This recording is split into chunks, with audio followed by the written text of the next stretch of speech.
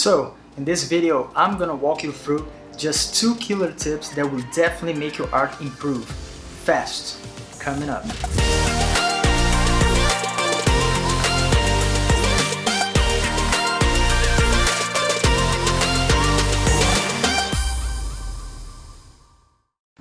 Hey, how's it going? My name is Carlos. Hope you're doing great. This is the first video ever of this channel, at least in this format, so I'm so excited about it. The thing is, on a daily basis, people reach out to me on Instagram asking for tips about how to get better at drawing. Usually, these people are making the same mistakes over and over again because they are focused on the wrong thing when it comes to drawing characters. Therefore, I decided to talk about 2 simple things that will improve your artistic game once you start applying it in your drawing process. And hopefully, never make those mistakes again.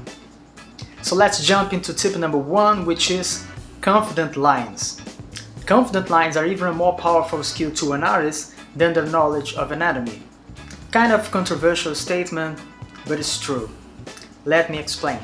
The degree of confidence of an illustrator shines through in their sketches. This means your drawings automatically become more attractive and powerful when it has solid and well-defined lines. If you don't have enough confidence in what you're doing, people will feel that immediately. Also, unconfident lines end up looking like hair or fur, which also indicates you're nervous. It's due to this so-called confidence that even extremely simple line drawings look sophisticated and professional. To avoid messy lines while drawing, try to reduce the pressure of the pencil by using more of your shoulder instead of your wrist.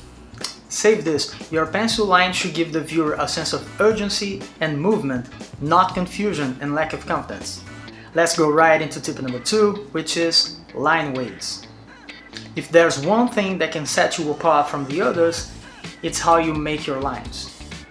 Just by varying the lines in your drawings, you can establish a hierarchy of information and make everything more interesting. Same thing to lettering. Imagine how boring it would be if letters didn't have variation in its lines. So let's take a drawing as an example.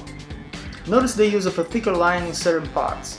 Below the top part of the eye, at the bottom of the nose, the outer corner of the mouth, and so on.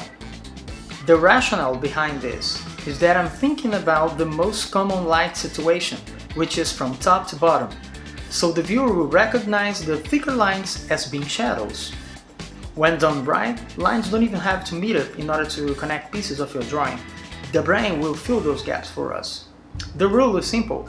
Thicker lines are related to shadows, while thinner lines or no lines at all means something is directly facing the light. Comic artists such as Frank Miller and Jim Lee heavily rely upon line weights to convey depth and build interest around their drawings. This technique is so important that in the comic industry, there is even a type of professional solely dedicated to enhance pencil lines and give them proper weight, the inker.